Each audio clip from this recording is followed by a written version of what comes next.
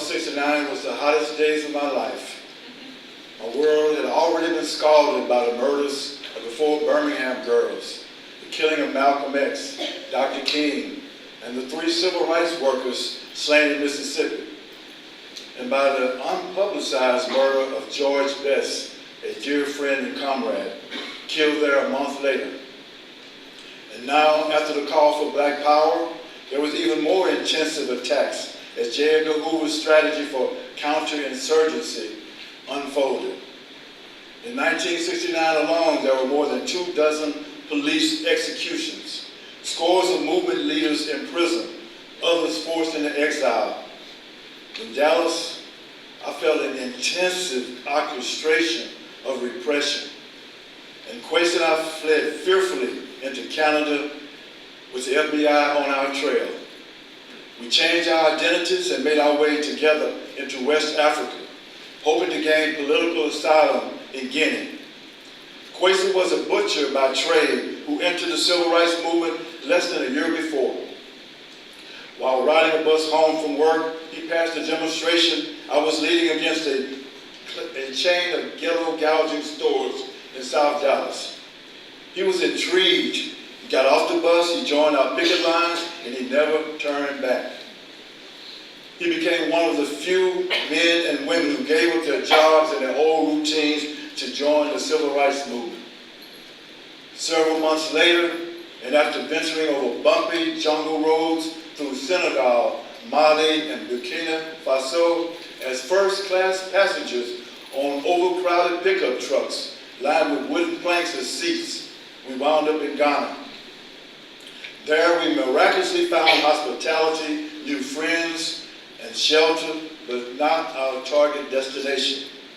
The newly elected president of Ghana, he decided to expel all aliens with his Alien Removal Act. The impact of his newly enacted policy was catastrophic. Hundreds of thousands, without regard to their individual talents, their skills, or their circumstances, were forced to pack and leave at once. Quayce and I were forced to pack and hit the road too. Soon, Quayce and I were tiny dots in the midst of thousands of other dots, non-Ghanaians on a road to nowhere. Our first and second days along the exodus were spent stuck on an invisible borderline between 2 nations, in no man's land awaiting the decision of unknown powers. Ghana wanted us out, and the Ivory Coast refused to let us enter. And while leaning on the shady side of our truck, drinking and then spitting out a nasty tasting oily liquid from a reused Coke bottle, I heard the sound of a motor cranking up in the distance, then another, then a swarm of engines churning, then the caravan of trucks, bikes, pedestrians, and ox-drawn carts that had been motionless throughout the night began to move. Without any fanfare or announcement, the border gates opened. As refugees subjected to the cruelties and whims of any and all, there were angels also mysteriously appearing, offering a drink of water, a listening ear, a kind word, a meal here, a floor there. All quiet yet mighty blessings. Even Liberia, the headquarters for several giant U.S. corporations, one of the world's most impoverished and corrupt nations, and run by a micromanaging dictator, was no exception to the bountiful presence of miracle workers. Despite Liberia's horrendous environment, we learned priceless lessons from common, everyday inhabitants. One endearing angel was Ma Mary. She, a robust, no-nonsense village leader, was with an uncanny authority to resolve conflicts and disputes, agreed to cook our suppers. She was the village arbitrator, be it a marriage conflict or a neighborhood feud. Quayce and I witnessed these proceedings called palabra. The parties would state their cases, often enraged, with arms flailing and tempers flying and spit flying. Ma Mary would render her decision distinctly and calmly. The 2 parties would accept her pronouncements and walk away, and sometimes even in an embrace. I witnessed people, even the most emotionally charged and radically opposed personal differences, work through them without violence or evasion. I came close to death in Liberia, and she saved my life. I contracted malaria out of the stupid notion that as an African, I did not need any malaria prevention medications.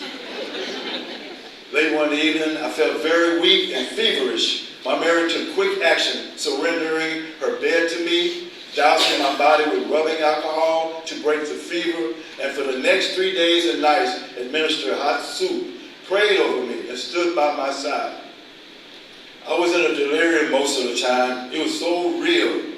Someone or something with neon glowing red eyes was gripping my spine and twisting it in all kind of awful contortions. I was waging fisticuffs in a half consciously with some monster that sought to claim my soul. Slipping in and out of awareness, I would catch glimpses of Ma Mary massaging my body or singing a mournful song as I bellowed the spine grabber. It was through her loving care that death's claim on me was denied. After some 8 months of traversing the Niger River Valley, the reality finally struck like a lightning bolt out of the blue. It was time to go home. As foreigners, we were spotted the moment we opened our mouths. We were like fish flopping on the shore.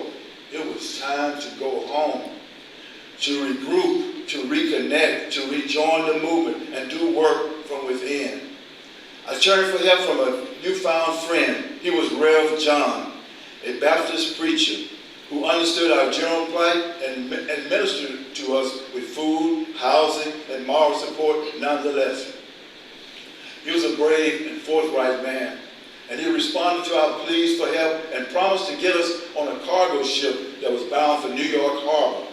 The catch was that we would only know the ship's arrival only minutes before it neared and just a couple of hours before it could refuel and depart for New York. We decided to go for it. It was late morning when we got the news. The ship would enter port that afternoon, and we tried to kiss Ma Mary goodbye, but she pushed us away and said, "Go now." She wasn't up for that mushy stuff. We got a ride to the harbor with Rev, and he waited for us, and we waited as the ship docked. Rev went to the ship alone to speak with the captain. We waited anxiously near his car. He returned in a rush with a scowl on his face. He said we needed shot records to reflect yellow fever immunizations. If not, then the ship and the crew would be quarantined for days in New York Harbor. Rev told us that he'd take care of it. He would drive back into town and get the proper stamp and signatures. We waited. The sun began to lower into the sea. We paced. We walked up to the ship and raised our arm and hunching our shoulders as the crew began to stir more deliberately. They were readying the ship for departure. Then the ship's motor rumbled. The last crew member went aboard and the loading ramp was lifted. The boat began moving and we shouted, "Hey, wait a minute, we're coming aboard." The ship slowly moved away, separating itself from the wharf and from us. We turned to see Rev's car finally entering the harbor.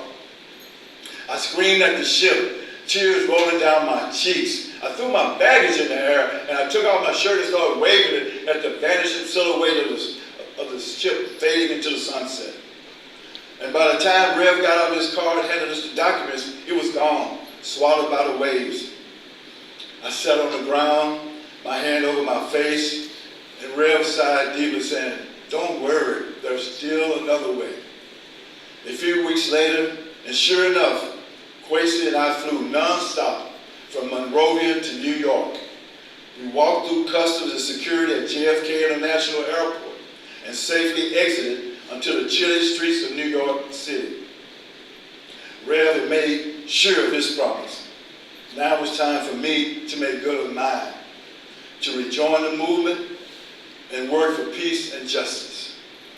I remained free for the next 9 months, working on that promise. And though captured and then in prison throughout the following 38 months, it was still a promise kept. Today, despite shifting tides and drastically alternating circumstances, that same promise remains a yearning to fulfill.